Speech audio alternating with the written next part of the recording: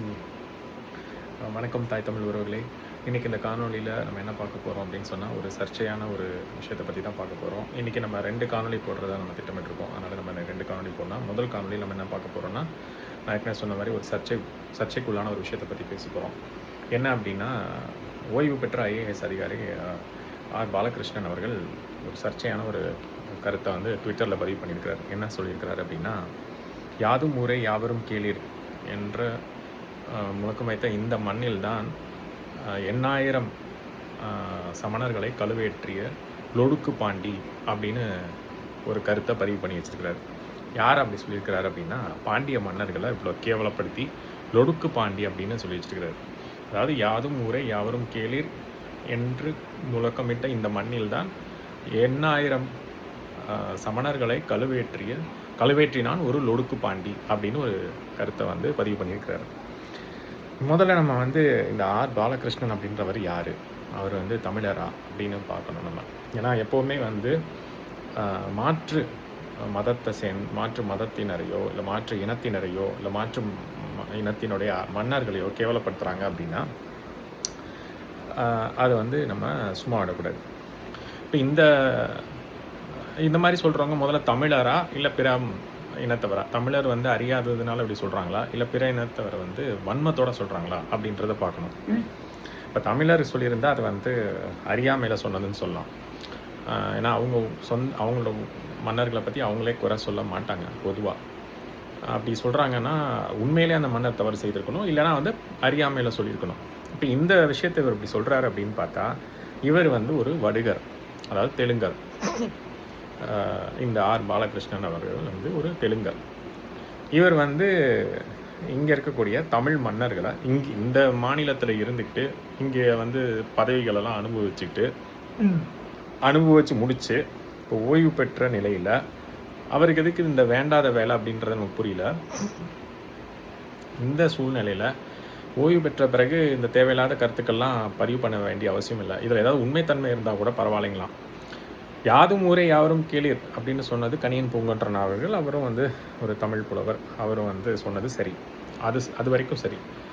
அப்படி கூறப்பட்ட இந்த மண்ணில் 8000 சமணர்களை கழுவேற்றினான் ஒரு லொடுக்கு பாண்டி அப்படின்னு சொல்லியிருக்கிறார் பார்த்தீங்களா. இங்கே தான் வந்து அவருடைய வன்மம் வந்து வெளிப்படுது. தமிழ் மன்னர்கள் மீது இருக்கக்கூடிய அந்த வன்மம் வெளிப்படுது. நம்ம ஏற்கனவே இந்த ஆரிய கூட்டத்தையும் பற்றி நம்ம பேசிட்டுருக்கிறோம். இது போன்ற திராவிட கூட்டத்தை பற்றியும் பேசிக்கிறோம். இப்போ இந்த ஆரிய கூட்டத்திலேருந்து சில பேர் படத்தில் எடுக்கிறேன்னு சொல்லிட்டு பாரி அவர்களுடைய மகளை அங்கவை சங்கவையெல்லாம் அந்த படத்தில் காட்டும்போது கண்ணங்கரைன்னு, அவங்க வந்து இருக்கிறதுலே ரொம்ப அழகான இருப்பாங்க, ஆனால் அவங்கள படத்தில் காட்டும்போது ரொம்ப கண்ணங்கரைன்னு காமிச்சு நக்கல் பண்ணுது. அப்புறம் அதே படத்தில் சாரி பூரி குப்பைத்தொட்டில் பாரி சாரி குப்பைத்தொட்டிலாரின்னு ஏதோ வரும் அந்த வசனங்கள்லாம். இது வந்து அந்த படம் இல்லை, இது இன்னொரு படம், ஃப்ரெண்ட்ஸுன்னு ஒரு படத்தில் இல்லை, ஃப்ரெண்ட்ஸுன்றது வேற ஒரு படம். நண்பன், தமிழில் சொன்னால் நண்பன் ஒரு படம் வந்தது இல்லையா, அதுவும் வந்து இப்போ இருக்கக்கூடிய முதலமைச்சர் விஜய் அவர்கள் நடித்த படம். அதில் வந்து பஞ்சவன் பாரிவேந்தன் தான் அவரோட பேர்.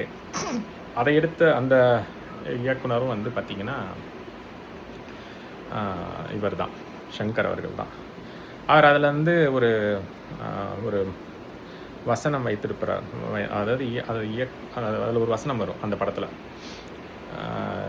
இவங்க அந்த ஹீரோயின் பேசுகிற மாதிரி, அந்த கதாநாயகி பேசுகிற மாதிரி ஒரு வசனம் வரும். பாரி பூரி குப்பைத்தொட்டி லாரின்ற மாதிரி ஏதோ சொல்லுவாங்க. அது வந்து மன்னர்களை அசிங்கப்படுத்துறதுக்கான வேலை. அது மாதிரி படத்தில் பல்வேறு இடங்களில் பல்வேறு விதமாக பேசியிருக்கிறாங்க. இந்த இயக்குனர் மட்டும்தான் பண்ணுறாரு அப்படின்னு இல்லை, இது மாதிரி பல பேர் பண்ணிக்கிட்டு இருக்கிறாங்க. ஒவ்வொருத்தவங்களும் ஒரு மன்னர் எடுத்துப்பாங்க. இப்போ இவர் வந்து பாரி அவர்களோட வள்ளல் பாரி அவர்கள் அவர்களுடைய வம்சம் வழியினர் அவர்களை பற்றி அசிங்கமாக கேவலப்படுத்துறதை வந்து அவருடைய தொழிலாக வச்சுருக்கிறார். அவர் தான் வந்து இப்போ ஒரு படம் எடுக்க போகிறார், பாரிவேந்தரை பற்றி ஒரு படம் எடுக்கிறார். அது வந்து வரப்போகுதுன்னு சொல்லிட்டு இருக்காங்க. இப்போ அவர் என்ன அதை தொடர்ச்சியாக அந்த விஷயமாகவே பண்ணிகிட்டு இருக்கிறாரு. இப்போ அந்த வகையில் அந்த மாதிரி நிறைய பேர் பண்ணுறாங்க. அவரும் வந்து ஒரு ஆரியர். இப்போ இவர் ஆர் பாலகிருஷ்ணன் ஓய்வு பெற்ற ஐஏஎஸ் அதிகாரி இல்லையா, இவர் வந்து ஒரு தெலுங்கர். பொதுவாக வந்து நம்ம தமிழ் மன்னர்களை கேவலப்படுத்துறது, இழிவுபடுத்துறது அப்படின்றது வந்து பிற மொழியாளர்கள் தான் செய்கிறாங்க, பிற இனத்தவர் தான் செய்கிறாங்க. அதனால் தெளிவாக தெரியுது. அந்த வெங்கடேசன் அவர்கள் எழுதினார் இல்லையா, பாரிவேந்தனை பற்றி ஒரு புத்தகம் எழுதுகிறேன், வேல்பாரி அப்படின்னு ஒரு நாவல் எழுதினார். அவர் யாருன்னு பார்த்தா அவர் ஒரு பிற மொழியாளர். தெலுங்கர். இந்த மாதிரி பிற மொழியை பிற இனத்தை சேர்ந்தவங்க தான் வந்து நம்ம மன்னர்களை பற்றி படம் எடுக்கிறதும், நம்ம மன்னர்களை பற்றி கருத்து சொல்கிறதும், நம்ம மன்னர்களை பற்றி புத்தகம் எழுதுறதும், புத்தகன்ற பேரில் அவங்க புனைவு எழுதிக்கிட்டு இருப்பாங்க.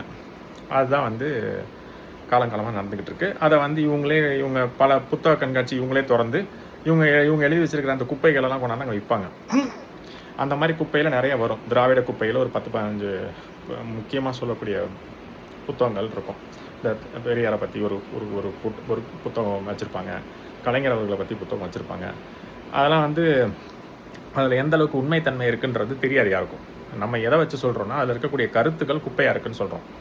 ஏன்னா உண்மையாக இப்போ பெரியாரை பற்றி உண்மையாக சொல்லியிருக்காங்க. பெரியார்னு சொல்கிறத விட நம்ம ஈவே ராமசாமி நாயக்கர் அவர்கள்னு சொல்கிறது தான் சரியாக இருக்கும்.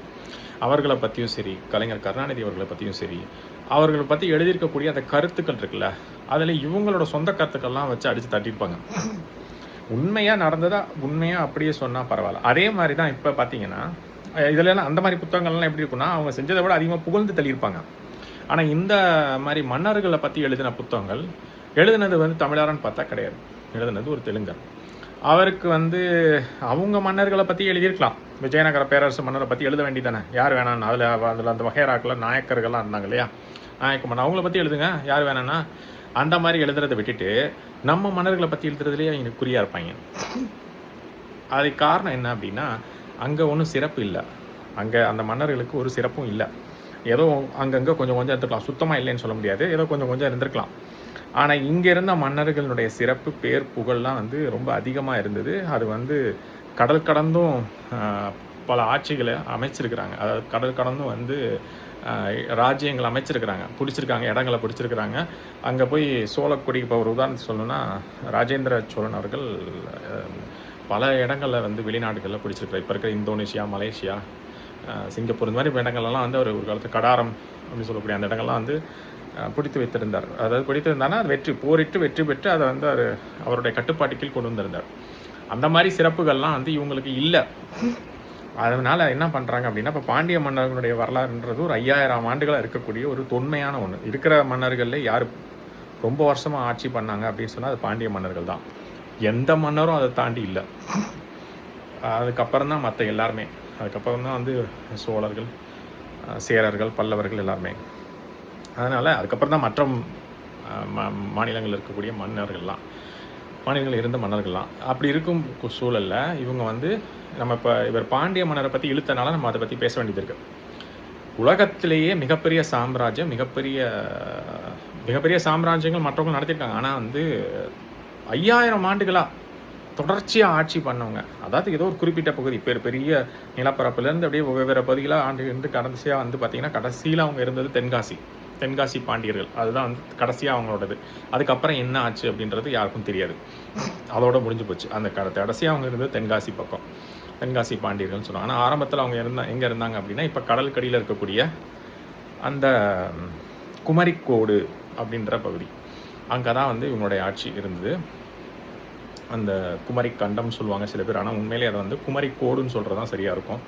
அந்த குமரிக்கோடில் வந்து அங்கே தான் வந்து முதல் தமிழ்ச்சங்கம்லாம் இருந்தது. அங்கே வந்து சிவன் அவர்களே, அதாவது இறைவனே வந்து அங்கே தமிழ் மொழி பேசி தமிழ்ச்சங்கத்துக்கு வந்து அமைத்த ஒரு சூழல்லாம் உண்டு. அது அவரும் வந்து ஒரு பாண்டிய நாட்டு இளவரசியான மீனாட்சி அப்படின்றவங்க தான் கல்யாணம் பண்ணிக்கிறாரு. அவங்க ஒன்றும் வேற எங்கேருந்தும் வந்தல, பாண்டிய நாட்டு அதாவது இளவரசி தான். அதனால் அப்போ பார்த்திங்கன்னா இறைவனே வந்து முதல்ல திருமணம் செய்தது வந்து ஒரு பாண்டிய நாட்டு இளவரசி தான். அப்பையிலேருந்தே வந்து அங்கே, அதுவும் இல்லாமல் இந்த மன்னர்கள் தான் வந்து தமிழுக்கு முதல்ல சங்கம் வளர்த்தவங்க. தமிழுக்கு சங்கம் வளர்த்த ஒரு மிகப்பெரிய ஒரு சாம்ராஜ்யத்திலேருந்து வந்திருக்கிறாங்க. அது வந்து 5000 ஆண்டுகளாக ஒரு அரசவை இருக்குது, அரசாட்சி இருக்குது அப்படின்னா அதுவே பெரிய விஷயம். சோழர்கள்லாம் நடுவில் அதாவது சங்க காலத்தில் வந்தாங்க. அதுக்கப்புறம் திரும்ப நடுவில் ஒரு சில வீழ்ச்சி இருந்தது. அப்புறம் திரும்ப எழுச்சி பெற்றாங்க. அப்புறம் திரும்பி ஒரு வீழ்ச்சி இருந்தது. ஆனால் இவங்க அப்படி இல்லை. இவங்களுக்கும் நடுவில் அந்த இரண்ட காலம்னு ஒரு காலம் சொல்லுவாங்க. அந்த மூணாம் நூற்றாண்டுலேருந்து 6ஆம் நூற்றாண்டுன்னு, அதை நம்ம தனியாக ஒரு காலையில் பேசுவோம். ஆனால் இந்த அரசாட்சின்றது கிட்டத்தட்ட ஒரு 5000 ஆண்டுகளாக இருக்குது. இது மாதிரி எந்த ஒரு இப்போ கிரேக்க சாம்ராஜ்யம், இப்போ ரோம சாம்ராஜ்யம் இப்படிலாம் சொன்னால் கூட அவங்களாம் 5000 ஆண்டுகள்லாம் கிடையவே கிடையாது. சீனாவே எடுத்துக்கிட்டாலும் 5000 அந்த 5000 ஆண்டுகளாக அந்த நாடு இருந்திருக்கும். ஆனால் அங்கே பல்வேறு அரசாட்சிகள் வந்து போயிருக்கும். இவங்கள மாதிரி யாருமே இந்த உலகத்தில் இவ்வளோ நீண்ட நெடிய அரசாட்சின்றது இந்த உலகத்திலே யாருமே செஞ்சது கிடையாது. அந்த பெருமை புகழ் எல்லாமே வந்து பாண்டிய மன்னருக்கே போய் சேரும். அப்புறம் அவங்க கட்டியிருக்கக்கூடிய அந்த கட்டிடக்கலை, கோயில், நம்ம சோழர்களுடைய கோயில் கட்டிடக்கலையெல்லாம் பார்க்குறோம். இப்போ இவங்க வந்து கட்டியிருக்கிற அந்த மீனாட்சி அம்மன் கோயில் இருக்கே, அது வந்து அது மிகப்பெரிய கோயில். அது வந்து மிக நுட்பமான வேலைப்பாடுகள் அங்கேயும் நிறையா பண்ணியிருக்கிறாங்க. அப்படி ஒரு கோயிலெலாம் இன்றைக்கி இப்போ யாரும் கட்டவே முடியாது. அந்த மாதிரி இருக்குது அந்த கோயில். அவங்களுடைய பல்வேறு கோயில்கள், இன்னும் குடைவரை கோயில்கள்லாம் அவங்களுமே பண்ணியிருக்கிறாங்க. அது மாதிரி இன்னும் அந்த கடலுக்கு அடியில் இருக்கு இல்லையா, அந்த அங்கெல்லாம் பார்த்தீங்கன்னா இன்னும் மிக பிரம்மாண்டமான அதாவது கலைநயம்லாம் இருந்திருக்கும். அது வந்து காலப்போக்கில் இந்த கடல் கோள் வந்து ஏற்பட்டதுனால அழிஞ்சு போச்சு. ஆனால் வந்து அவர்களுடைய சாம்ராஜ்யம் சாதாரண சாம்ராஜ்யம் கிடையாது.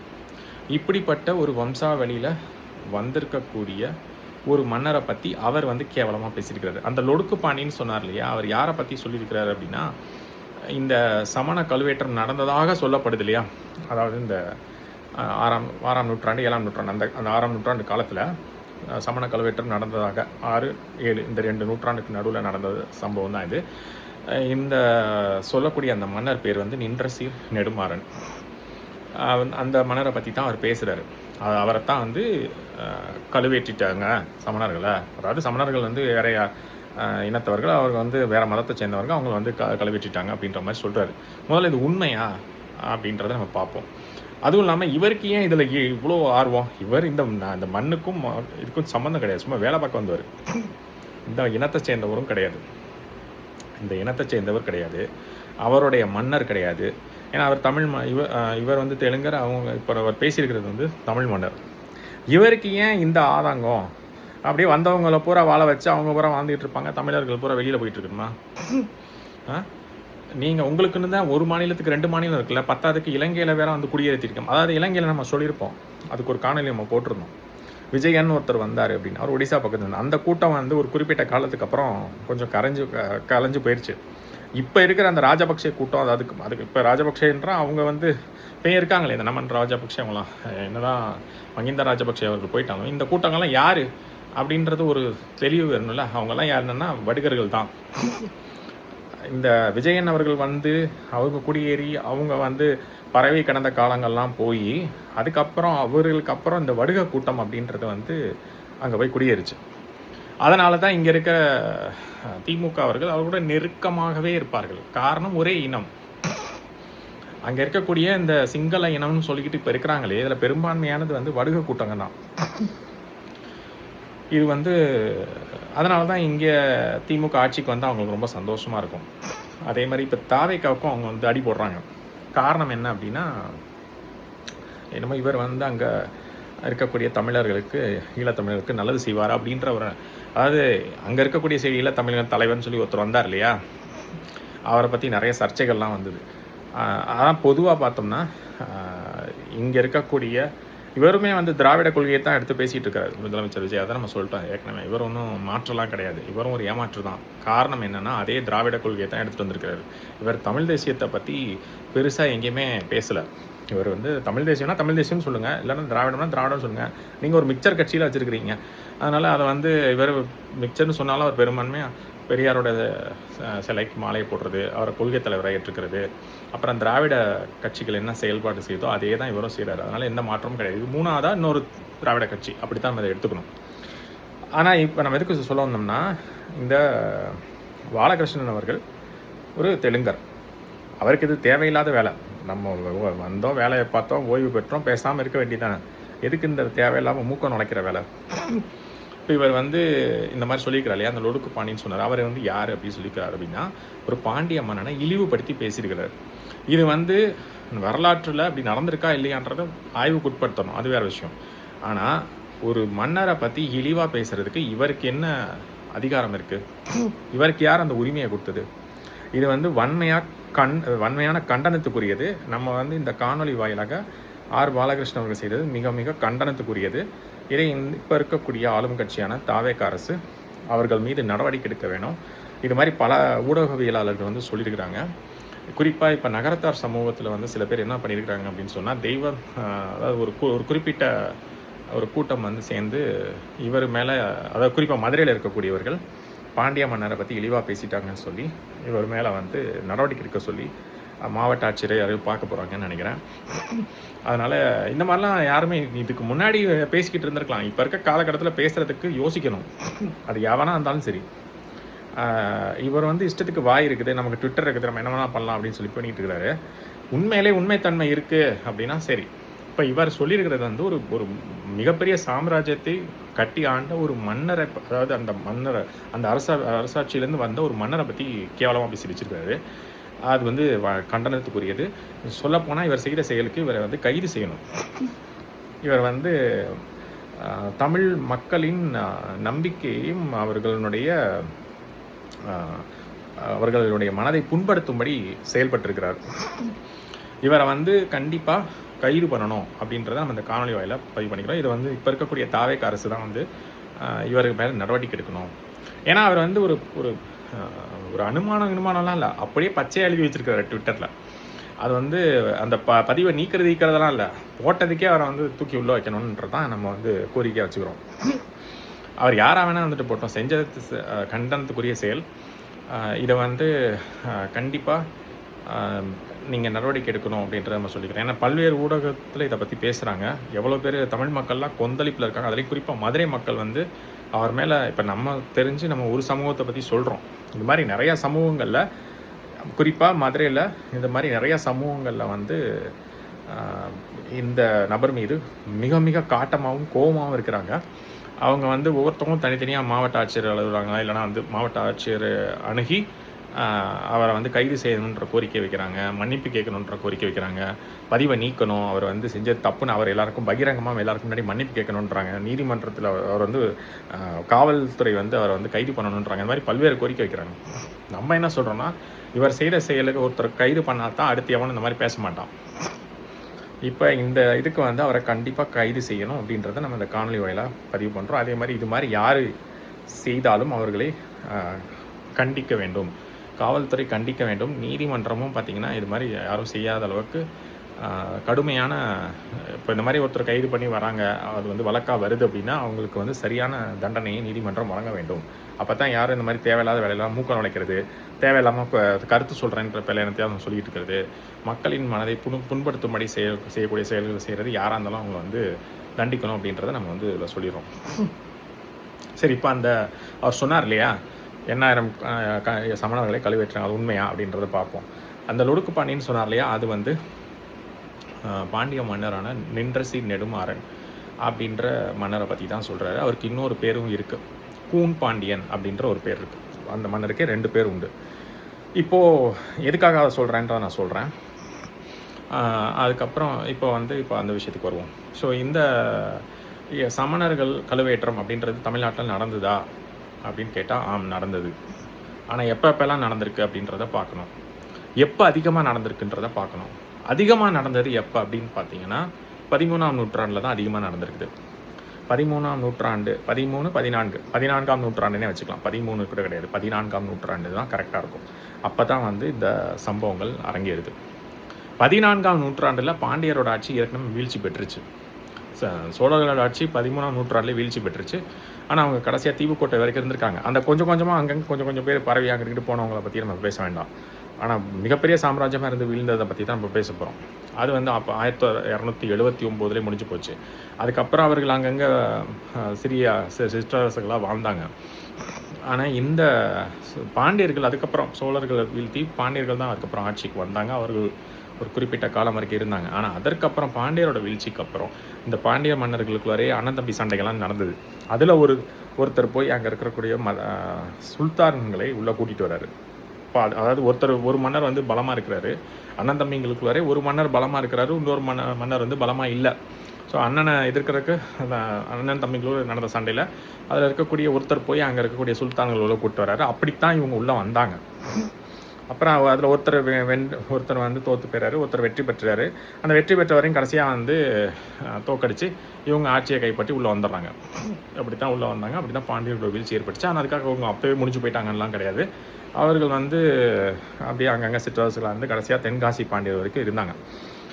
சரி, இப்போது அந்த சுல்தான்கள் காலகட்டத்தில் 1341 அந்த ஆண்டில் பார்த்திங்கன்னா ஒரு சுல்தான் வந்து 3ஆம் சுல்தான் நினைக்கிறேன். அவருடைய பேர் வந்து கியாசுதீன் முகமது அப்படின்ற ஒருத்தர் வந்து, அதாவது சுல்தான், அவரும் ஒரு சுல்தான் தான். அவர் வந்து இந்த கியாசுதீன் முகமதுன்னு சொல்லி இருக்கக்கூடிய அந்த சுல்தான் என்ன பண்ணுறாரு அப்படின்னா, அவர் வந்து மாற்று இனத்தினரை வந்து, குறிப்பாக மாற்று மதத்தினரை வந்து இதில் கழுவேற்றுறாரு. இது வந்து அவர் வந்து இப்போ அவர் வந்து இஸ்லாத்திற்கு மாறாதவர்களை, மாற்று மதத்தினராக இருக்கக்கூடியவர்களை துன்புறுத்துறாரு. ஒரு கொடுங்கோல் ஆட்சியை கொடுக்குறாரு. இது மாதிரி எல்லா இஸ்லாமிய மன்னர்களும் இருந்தாங்கன்னு சொல்ல முடியாது. ஆனால் பெரும்பான்மையாக நிறைய பேர் அந்த நேரங்களில் அந்த மத மாற்றம்ன்றது செஞ்சவங்களை வந்து விட்டுட்டு செய்யாமல் இருக்கிறவங்கள வந்து சில பேரை துன்புறுத்திருக்காங்க, சில பேர் கொண்டிருக்காங்க. அந்த வகையில் இந்த சமணர்களை, அதுவும் அந்த காலகட்டத்தில் பார்த்திங்கன்னா பல்வேறு மதங்கள் இருந்தது. இப்போ தான் எல்லாத்தையும் சேர்த்து இந்த மதங்களையும் சேர்த்து இந்துன்னு சொல்லிக்கிட்டு இருக்காங்க. அப்போ வந்து சைவம்ன்றது தனியாக இருந்தது, வைணவம்ன்றது தனியாக இருந்தது, அப்படி கௌமாரம், கணோபத்தியம்லாம் இருந்தது இல்லையா. அதில் வந்து சமணம் அப்படின்றது ஒன்று இருந்தது, பௌத்தம்னு ஒன்று இருந்தது.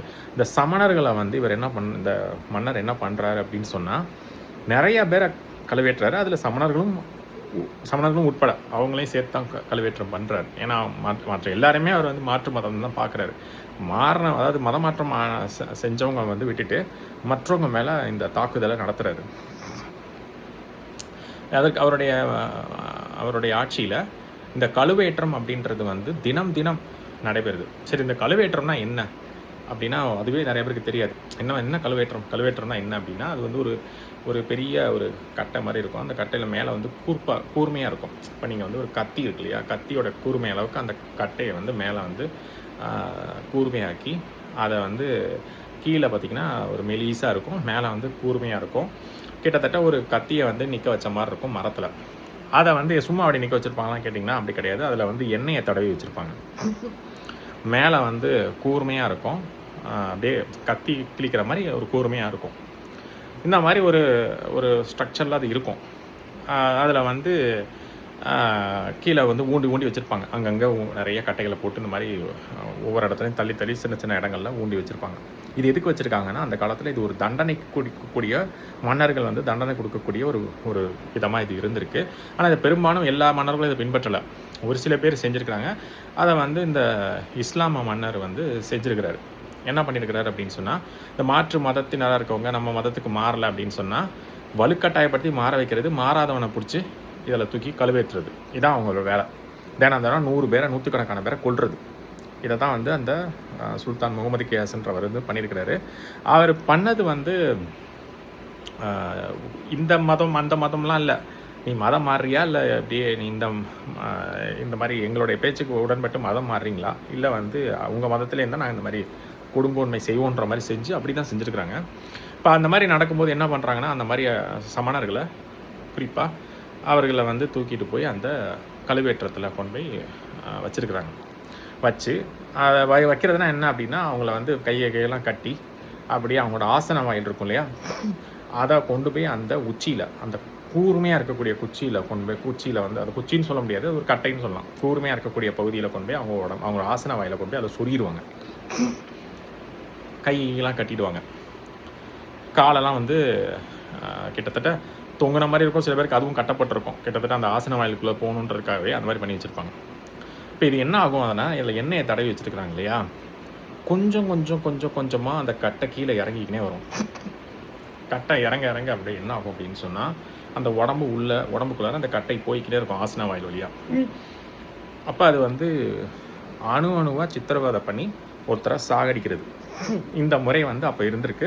இதுதான் வந்து அந்த கழுவேற்றம். கடைசியாக செத்து போயிடுவாங்க. செத்து அப்படியே அதில் தொங்கிட்டு இருப்பாங்க. இந்த கழுகு, காக்காய் என்னென்னலாம் இருக்குதோ அதெல்லாம் வந்து கொத்தி திருட்டு போகும். ஏன்னா அதுக்கப்புறம் வந்து இறந்ததுக்கப்புறம் அது வெறும் உடம்பு தானே, அதை வந்து எடுத்துகிட்டு போய் இந்த அடக்கம் பண்ணுற வேலையெல்லாம் கிடையாது, அப்படியே தொங்கும். அதை வந்து இந்த கழுகு, காக்காய்கள், என்னென்ன பறவைகள்லாம் இருக்குதோ இல்லை மிருகங்கள்லாம் இருக்குதோ கீழே அதுக்கு எட்டரை தூரத்துக்கு இருக்கக்கூடிய மிருகங்கள், இந்த நரிகிரிலாம் வந்து கீழே இருக்கிறதெல்லாம் பிச்சு தின்னுக்கிட்டு இருக்கும். உயரத்தில் பறந்து வரக்கூடிய பறவைகள்லாம் வந்து குறிப்பாக அந்த பருந்து, கழுகு இதெல்லாம் மேலே இருக்கிறதெல்லாம் பிச்சு தின்னுட்டு எல்லாத்தையும் போட்டு கடைசியாக எலும்பு கூடு மட்டும் இருக்கணும். இந்த மாதிரி ஒரு தண்டனை வந்து அப்போ இருந்தது.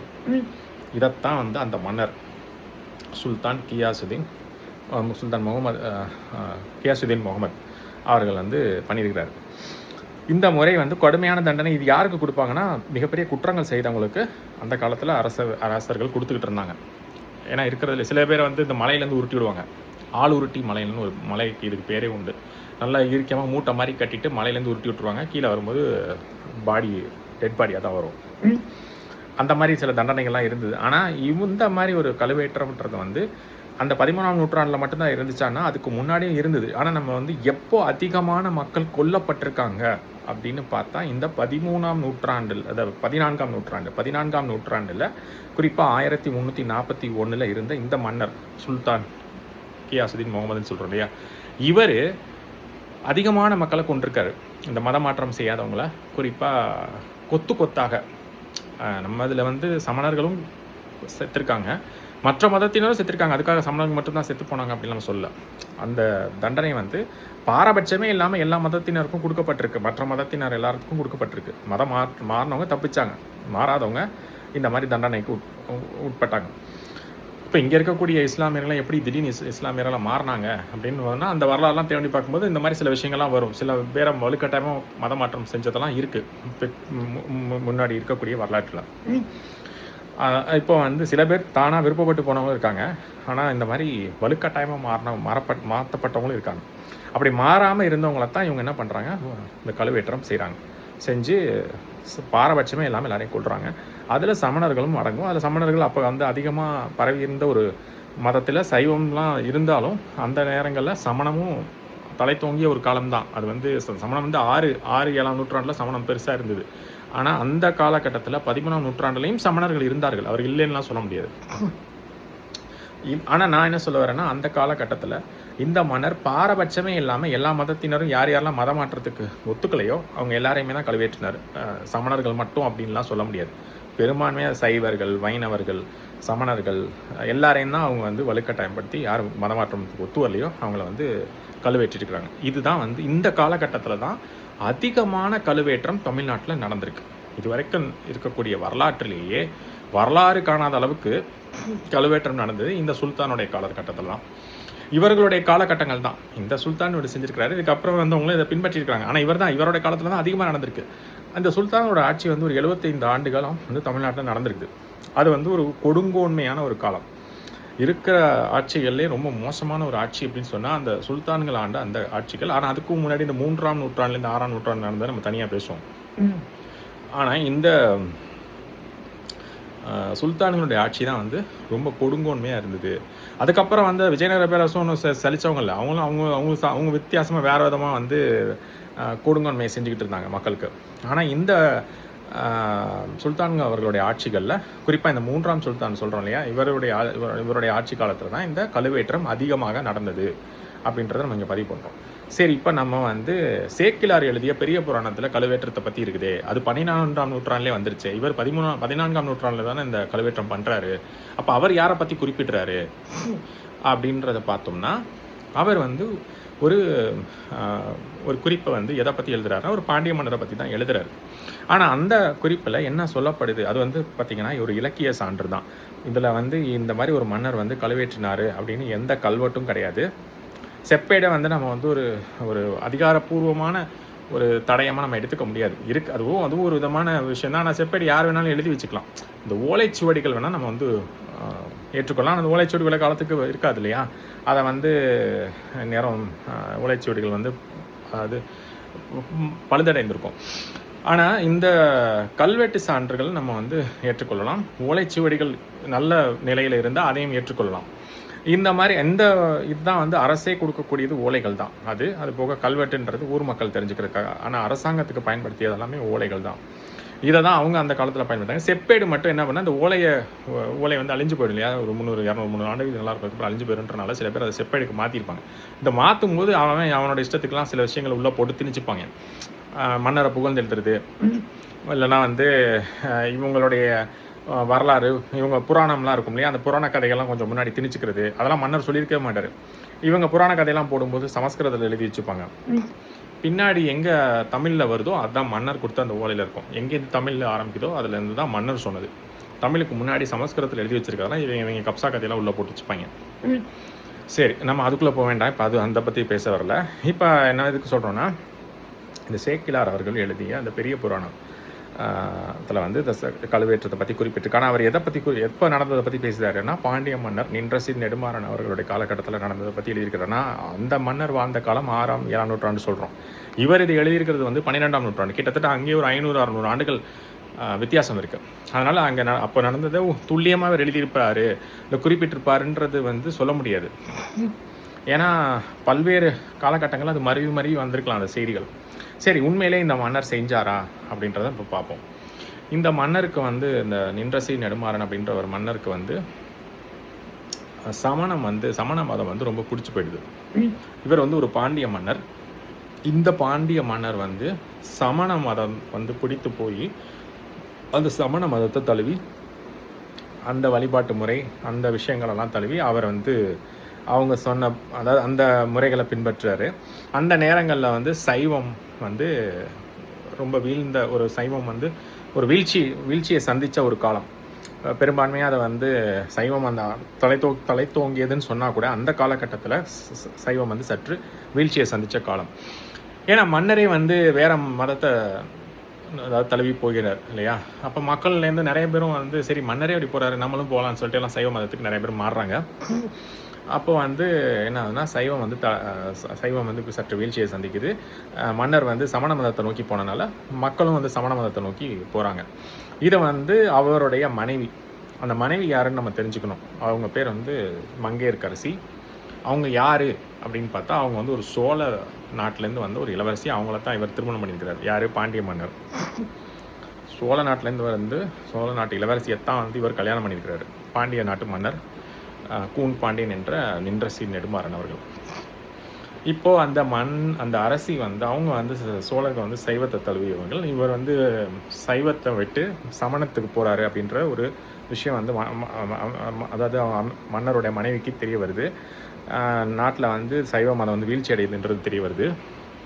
மன்னர் வந்து அவர் பாட்டு வேற ஒரு மதத்தை நோக்கி போயிட்டுருக்கிறாரு, மக்களும் அதை நோக்கி போகிறாங்களேன்றதை பார்த்தோன்னே அந்த அரசவையில் இருந்த ஒரு அமைச்சர் குலாச்சிரியர்னு சொல்லிட்டு அவர் வந்து அவரும் வந்து இவங்களுக்கு உதவி பண்ணக்கூடியவர். இவங்க சொல்கிறத வந்து கேட்டு செய்யக்கூடிய ஒரு அமைச்சர்.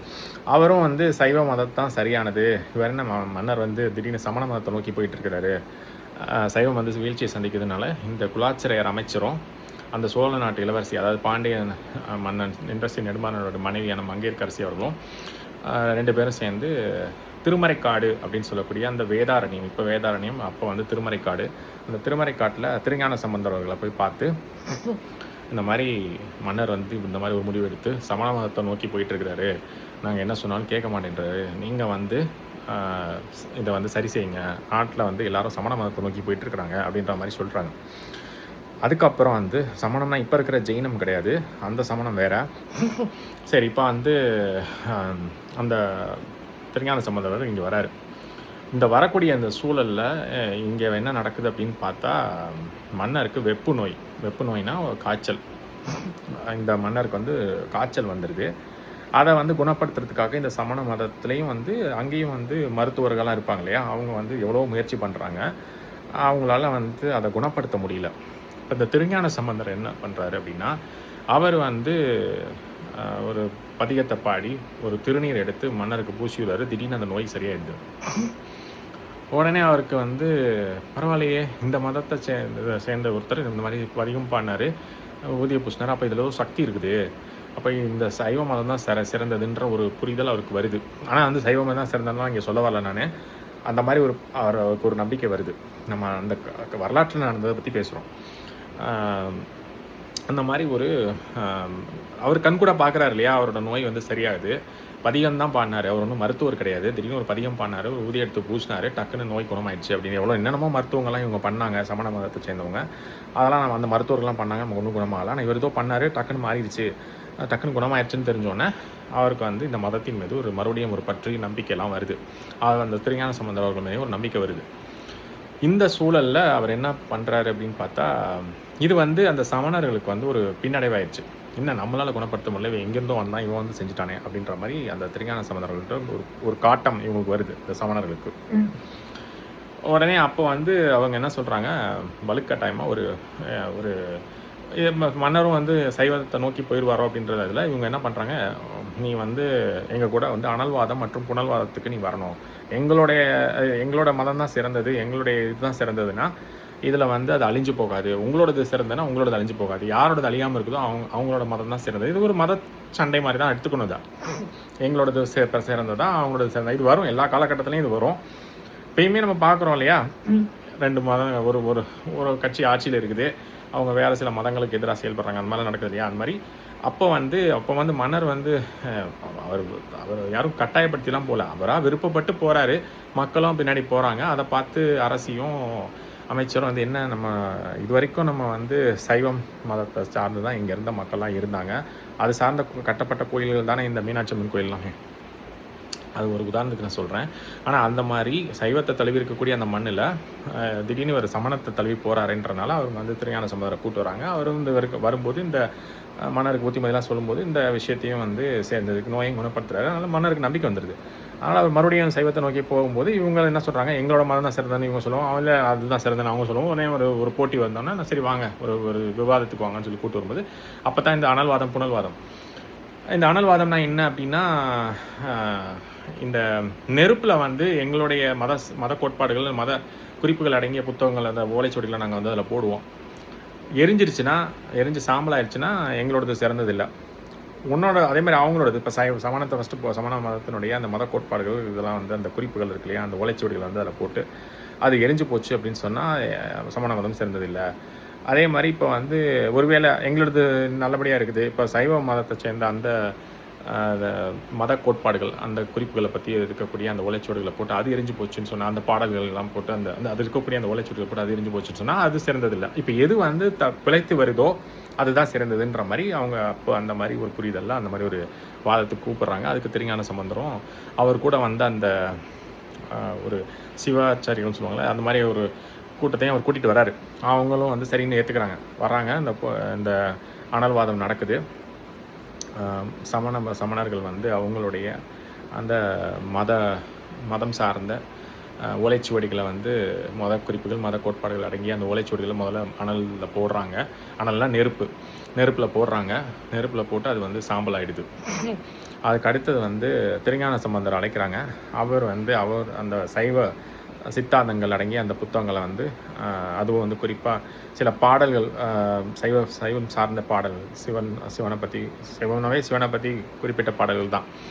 அந்த சைவம் சார்ந்த அந்த அந்த பாடல்கள் அடங்கிய அந்த ஓலைச்சுவடிகளை தூக்கி நெருப்பில் போடுறாரு. அது வந்து எரிஞ்சு சாம்பல் ஆக்கலை, அது வந்து அப்படியே இருக்குது.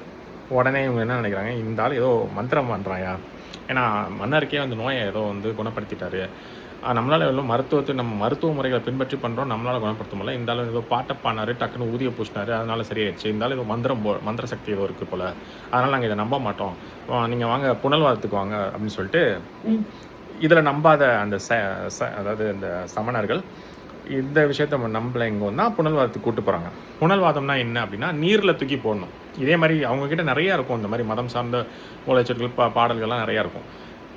அதே மாதிரி சமணர்கள் என்ன பண்ணுறாங்க, ஆஸ்தி நாஸ்தின்னு சொல்லக்கூடிய அந்த அவங்களுடைய மதம் சார்ந்த புத்தகம் தான் இந்த ஆஸ்தி நாஸ்தின்னு சொல்லக்கூடிய அந்த ஓலைச்சுவடியில் தூக்கி நீரில் போடுறாங்க. எந்த நீரில்? அங்கே மதுரை ஒட்டி இருந்தது வந்து வைகை ஆறு, அந்த வைகை ஆற்றுல வந்து போடுங்க அப்படின்னு சொல்கிறாங்க. அதுக்கும் திருஞான சம்பந்தர் ஏற்றுக்கிறாரு, வாங்க பார்க்கலாம் அப்படின்றது. சரின்னு சொல்லிட்டு இவங்க வராங்க. இவங்களுடைய ஆஸ்தி நாஸ்தின்ற இந்த சமணர்களுடைய புத்தகத்தை எடுத்து அதில் போடுற அந்த ஓலைச்சுவடியில் எடுத்து போடுறாங்க. அது வந்து தண்ணியில் அடிச்சுட்டு போயிடுது அப்படியே. அது எங்கே போச்சு, அதுக்கப்புறம் என்ன ஆச்சுன்னெலாம் தெரியாது. அது போனது தான். அது வந்து இதெல்லாம் நடந்தது பல நூற்றாண்டுகளுக்கு முன்னாடி. அதுக்கடுத்து இவங்க வந்து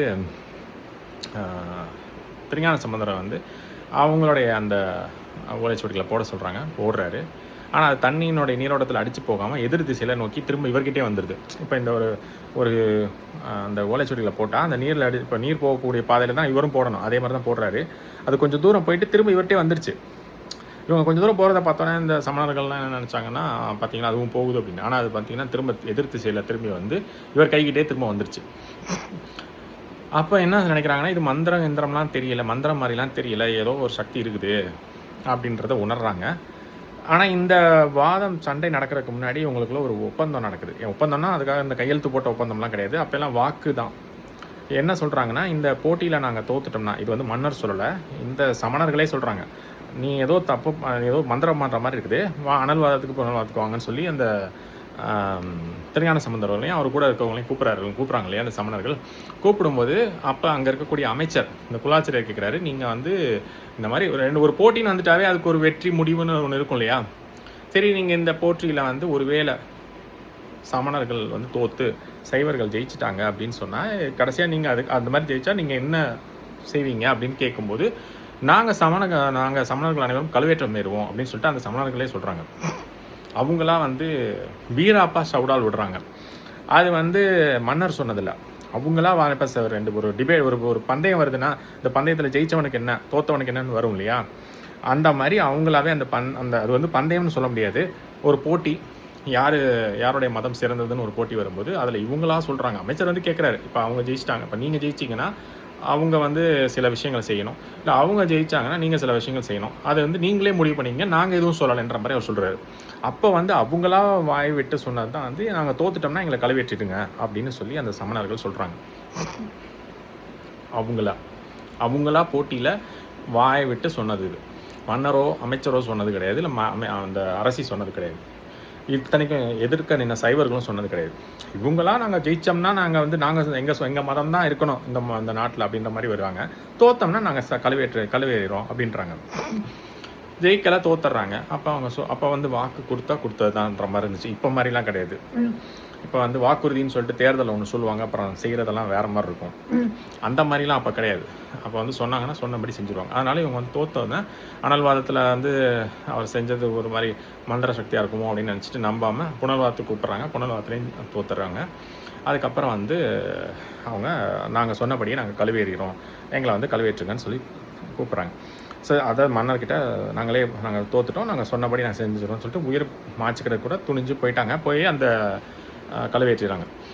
இது வந்து மன்னர் செஞ்சதோ, அமைச்சர் செஞ்சதோ, அரசி செஞ்சதோ, இல்லை சைவர்கள் செஞ்சதோ கிடையாது. இது அவங்களா போட்டியில் வந்து பேசி அவங்களாவே இந்த மாதிரி நாங்கள் தோத்தா அந்த மாதிரி இதை ஒத்துக்கிறோன்னு அவங்களா சொல்லி அவங்களா ஏறினது. இதுக்கு அந்த அரசருக்கும் இதுக்கும் சம்மந்தம் கிடையாது. இதில் என்னன்னா, அவர் சொல்கிறாரு இல்லையா, இந்த ஆர் பாலகிருஷ்ணன் அவர்கள் என்ன சொல்கிறாரு, 8000 சமணர்கள் அப்படின்றார்ல, அதாவது 8000 பேருன்னு சொல்ல வராரு. 8000னா 8000. ஆனால் இந்த 8000 பேரை கொன்னாங்களா அப்படின்னு கேட்டிங்கன்னா, அது ஒருவேளை இந்த சுல்தானோட காலங்களில் நடந்திருக்கலாம். ஆனால் இந்த மன்னருடைய காலத்தில் 8000 பேர்லாம் கொல்ல, 8000 அப்படின்றது வந்து எண்ணிக்கைன்னு இவர் நினச்சிக்கிட்டு பேசிகிட்டு இருக்கிறாரு. ஆனால் அது எண்ணிக்கை கிடையாது. 8000ன்றது ஒரு ஊர்.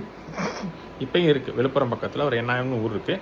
இப்போ இருக்கிற மாதிரி அப்போ இருக்க சமணர்கள்லாம் ஒரு ஊரில் இருந்தால் ஒரு ஊர்லேயே தான் இருப்பாங்கலாம் கிடையாது.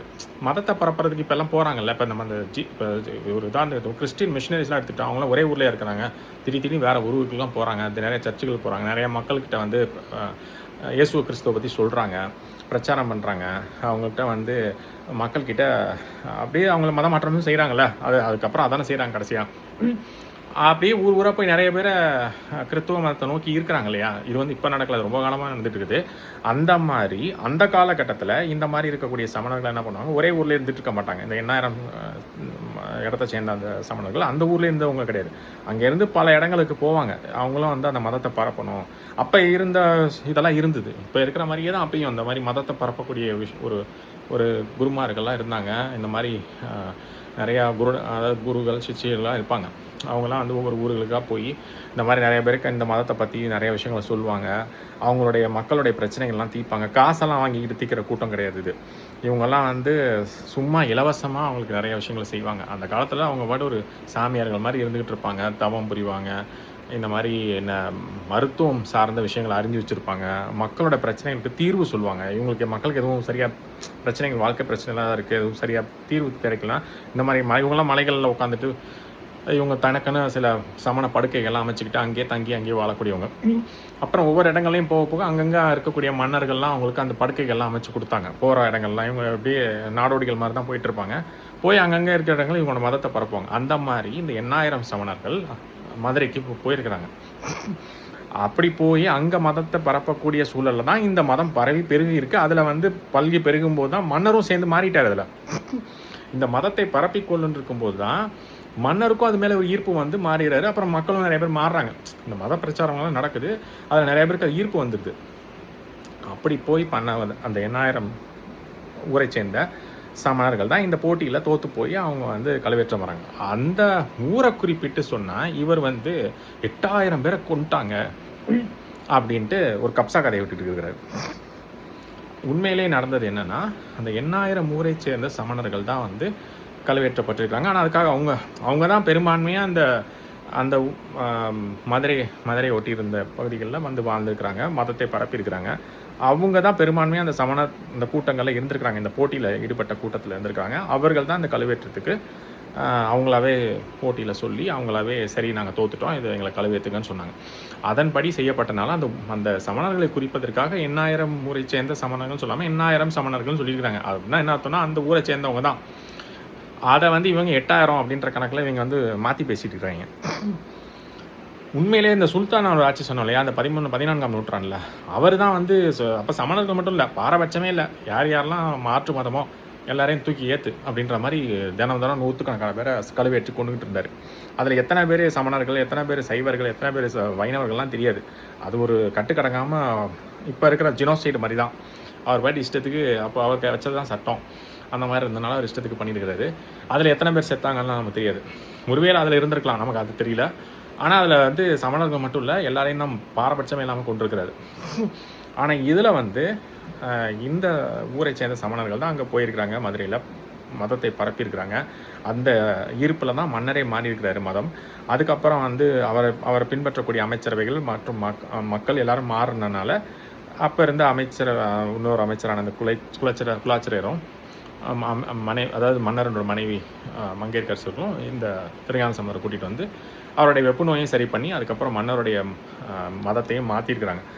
அவராக வந்து இவங்க சொன்னதுக்காக மாறல, எல்லாத்தையும் நடக்கிறதெல்லாம் பார்க்குறாரு. இவர் வராரு, பதிகத்தை ஓதுறாரு, ஊதியை பூசி விடுறாரு, டக்குன்னு நோய் குணமாகுது. அதுக்கப்புறம் இந்த அனல்வாதம் புனல்வாதத்தெல்லாம் பார்க்குறாரு அவர். ரெண்டுலேயும் இவங்க ஜெயிச்சிட்றாங்க. அவங்க பாட்டு அவங்க சொன்னபடி கழுவேற்றம் சொல்கிறாங்க. அப்புறம் கழுவேற்றம் நடந்தது. ஆனால் இவங்க ஒத்துக்கிறாங்க. அப்புறம் மன்னர் அதுக்கு சம்மதிச்சு தான் ஆகணும், நீங்கள் இந்த போட்டிக்கு இதான் முடிவு, இதான் வெற்றின்னு சொல்கிறாங்க ரெண்டு பக்கமும். சரி மன்னர் ஆகட்டுன்றாரு. அதே மாதிரி நடந்துருது. அதுக்கப்புறம் அவங்க இறந்ததுக்கப்புறம் இப்போ இவங்க தான் இருக்கிறாங்க. அப்போ அதெல்லாம் பார்த்ததுக்கப்புறம் சரி சைவ மதம் உயர்ந்ததுன்னு நினச்சி அவர் அதுக்கப்புறம் அதை தழுவி போகிறாரு. அப்படி மக்களும் அதை தழுவி போகிறாங்க. இதான் நடந்தது. இந்த விஷயத்தை எடுத்துக்கிட்டு இந்த நபர் ஆர் பாலகிருஷ்ணன் அவர்கள் என்ன வரலாறுனே தெரியாமல், இந்த என்ன சொல்கிறது, தலையும் இல்லாமல் வாலும் இல்லாமல் ஒரு மொட்டையாக என்னத்தையாவது ஒன்று எடுத்து எங்கேயாவது கொண்டு போய் முடிச்சு போடுறது, அந்த மாதிரி ஒரு வேலையாக பண்ணிக்கிட்டு இருக்கிறாரு. இது இவருக்கு தேவையில்லாத வேலை. இவருக்கும் இந்த மண்ணுக்கும் சம்மந்தம் இல்லை, இவருக்கும் இந்த மொழிக்கும் சம்மந்தம் இல்லை, இவருக்கும் இந்த மன்னர்களுக்கும் சம்மந்தம் இல்லை. இவர் இப்போ அதிகாரத்துலையும் இல்லை, இப்போ எந்த பொறுப்புலையும் இல்லை. உங்களுக்கு வந்து ரிட்டையர் ஆகிட்டிங்களா, நீங்கள் பாட்டு வாங்கினீங்களா, சாப்பிட்டீங்களா, அதை எந்திரிச்சிங்களா, வேலையை பார்த்தீங்களா, பேசாமல் அதோட போங்க, அதை வெட்டிட்டு தேவையில்லாத வேலையெல்லாம் எதுக்கு பார்க்குறீங்க அப்படின்றத நம்ம இந்த இடத்துல சொல்கிறோம். இது வந்து உண்மையிலே இந்த மண்ணை சேர்ந்த மக்களுக்கும் அந்த மதுரை மக்களுக்கும் பார்த்திங்கன்னா இது மிகப்பெரிய மதுரைக்காக மட்டும்தான் பாண்டிய மன்னர்கள் இருந்தாலும் ஒட்டுமொத்த நிலப்பரப்பையும் ஆண்டிருக்கிறாங்க. அதனால் பாண்டிய மன்னர்களை பற்றி நீங்கள் இழிவாக பேசினது கண்டனத்துக்குரியது. இனிமேல் இந்த மன்னரை மட்டும் இல்லை, எந்த மன்னரை பற்றியும் நீங்கள் வந்து பேசக்கூடாது அப்படின்றத நம்ம இந்த இடத்துல சொல்கிறோம். அதே மாதிரி இந்த மன்னருக்கு நம்ம இன்னொரு பேர் இருக்குன்னு சொன்னோம் இல்லையா, கூன் பாண்டியன். அவருக்கு வந்து கொஞ்சம் அந்த முதுகு சரிஞ்ச மாதிரி இருக்கும், அந்த கொஞ்சம் அதையும் இவர் சரி பண்ணியிருக்கிறாங்க. இந்த சைவ மதத்தில் இருந்த அந்த விஷயத்தையும் அவங்க வந்து அவருக்கு இருந்த அந்த கொஞ்சம் முதுகு வளைஞ்ச மாதிரி இருக்கும், அதையும் வந்து இந்த திருஞான சம்பந்தர்கள் சரி பண்ணதுக்கப்புறம் அவர் வந்து கொஞ்சம் நிமிர்ந்தார், குனிஞ்சிருந்த அப்படி இருந்தவர் கொஞ்சம் நேராக இருந்துச்சு அவருடைய அந்த ஸ்பைனல் கார்டு. அதனால தான் அவருக்கு அதுக்கப்புறம் வந்து கூன் பாண்டியன்ற இந்த பேர் வந்து நின்ற நெடுமாறன்னு ஆயிடுச்சு. அப்புறம் அதுவும் வந்து வரலாற்றில் குறிப்பிடப்பட்டிருக்கு. சரி, நம்ம அப்போ அது அது அது ஒரு பக்கம் இருக்கட்டும். ஆனால் அவருக்கு மன்னர் வந்து ஒரு வித மாற்று மதத்தை நோக்கி போகிறாரு. அப்புறம் திருப்பி இந்த மதத்துக்கே வந்துறாரு. இதெல்லாம் சர்வசாதாரணமாக அந்த காலத்தில் நடந்த ஒரு விஷயம் தான். அதில் இந்த சமணர்கள் தானாக வாயை விட்டு தானாக இந்த பிரச்சனையை வந்து இந்த மாதிரி கழுவேற்ற சொல்லி சொன்னது வந்து அவங்களுடைய தவறு. இதுக்கு மன்னருக்கு என்ன சம்மந்தம், இல்லை அந்த மக்களுக்கு என்ன சம்மந்தம், இல்லை அந்த அரசிக்கோ இல்லை அந்த அமைச்சருக்கோ என்ன சம்மந்தம்? சுத்தமாக யாருக்கும் இல்லை. அந்த சைவர்களோ இல்லை திருஞான சம்பந்தம் அவங்களுக்குலாம் இதில் சம்மந்தமே கிடையாது. இவங்களா வாயை விட்டு இவங்களாம் வந்து இந்த மாதிரி போட்டிக்குன்னு ஒத்துக்கிட்டு இந்த மாதிரி கழுவேற்றுங்கன்னு சொன்னதுக்கு இதுக்கு அந்த மன்னர் என்ன செய்ய முடியும்? அதனால் இந்த பழியை தூக்கி பாண்டிய மன்னர்கள் மீதோ இல்லை அந்த அரசியின் மீதோ இல்லை அந்த அமைச்சர்கள் மீது போடுறது தவறு. அதே மாதிரி சைவர்கள் மீது போடுறதும் தவறு. இவங்க யாருக்கும் இதுக்கு சம்மந்தமே கிடையாது.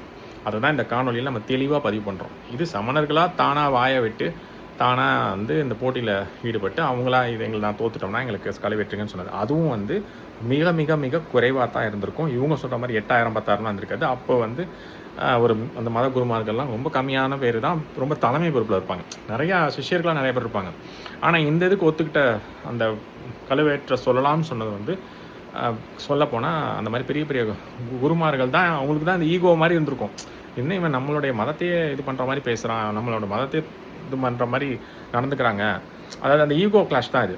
எங்கள் மதம் சேர்ந்ததா அவங்க மதம் சேர்ந்ததான்ற அந்த ஈகோ கிளாஷில் அவங்க தான் வந்து இந்த மாதிரி விஷயங்களில் கோபத்தில் வார்த்தையை விட்டு இந்த மாதிரி சொல்லியிருப்பாங்க. அதனால் நிறைய பேர்லாம் கொண்டிருக்க வாய்ப்பில்லை. அப்படி இருந்தால் மன்னர் வந்து சம்மதிச்சிருக்க மாட்டார். இந்த மாதிரி ஒரு போட்டியை வேணான்னு இருப்பார். அதனால் இது யாரோ ஒரு குறிப்பிட்ட அளவு தான் இருந்திருப்பாங்க. அதுவும் அவங்களாம் வந்து இந்த மாதிரி சொல்லியிருக்கிறாங்க. அதுக்கு வந்து மன்னரால் அதை எதிர்த்து வேண்டான்னு சொல்ல முடியல. சரி, நான் எது சிறந்ததுன்னு பார்க்கலாம் அப்படின்னு நினச்சிருக்கிறாரு. அவ்வளோதானே தவிர மற்றபடி இதுக்கும் அவருக்கும் எந்த சம்மந்தமும் இல்லை அப்படின்றத நம்ம இடத்துல பதிவு பண்ணுறோம். அது புரியாமல் இந்த சில தற்குறிகள், இவருன்னு நம்ம சொல்ல வரல, பொதுவாகவே சொல்கிறேன், சில தற்குறிகள் என்ன பண்ணுறாங்க அப்படின்னு சொன்னால் அவர்களுக்கு வந்து வரலாறும் தெரியல, ஒன்றும் தெரியல, என்னத்தையாவது ஒன்று எடுத்துகிட்டு போய் எங்கேயாவது சிண்டு முடிச்சு வச்சுட்டு இருக்க வேண்டியது. அதில் வந்து இந்த மாதிரி சில கருத்துக்கள்லாம் வர்றது வந்து தவறானது. அதாவது அவங்களோட வன்மத்தை கக்கிக்கிட்டு இருக்காங்க. இது மாதிரி வன்மத்தை கக்கிறது வந்து கண்டனத்துக்குரியது. இது மாதிரி யாரெல்லாம் வன்மத்தை கக்கிக்கிட்டு இருக்காங்களோ அவங்களெல்லாம் வந்து கைது பண்ணணும். ஏன்னா இது கருத்து சுதந்திரத்துலலாம் வராது. இஷ்டத்துக்கு வந்து தப்பாக புத்தகங்களில் புனைவை எழுத வேண்டியது அந்த மாதிரி நபர்களும் இருக்கிறாங்க. அவங்களையும் கைது பண்ணணும். இல்லை அந்த புத்தகத்தை வந்து வெளியில் யார் யாருக்கெல்லாம் விற்றுருக்காங்களோ அதை வந்து திரும்ப பெறணும். இப்போ இந்த ஒரு காரியெல்லாம் சரியாக தயாரிக்காமல் வெளியில் விற்றுட்டாங்கன்னு வச்சுக்கோங்களேன், திரும்ப பெறுவாங்க. ஏன்னா அது வந்து மக்களுக்கு ஆபத்து அப்படின்னு சொல்லிட்டு திரும்ப பெறும். அது மாதிரி தான் இந்த புத்தகங்களும் கண்ட குப்பைகள்லாம் கற்பனைன்ற பேரில் கதையாக எழுதி வச்சு விற்றுட்டு இருக்காங்க இல்லையா?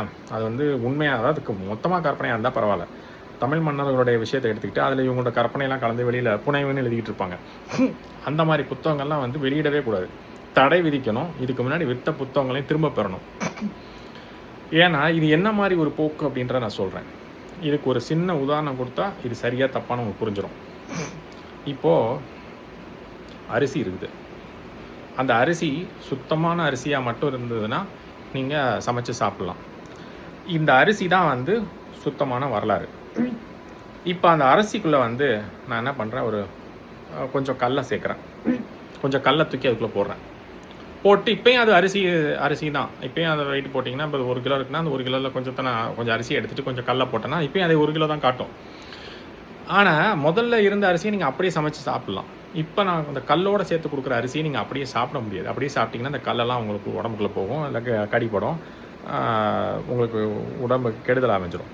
இப்போ நீங்கள் என்ன பண்ணணும், அந்த கல்லெல்லாம் புறக்கணும். அந்த அரிசியில் இருக்க கல்லெல்லாம் புறக்கிட்டு அப்புறமா அந்த அரிசியை சமைச்சு சாப்பிடணும். கரெக்டாக?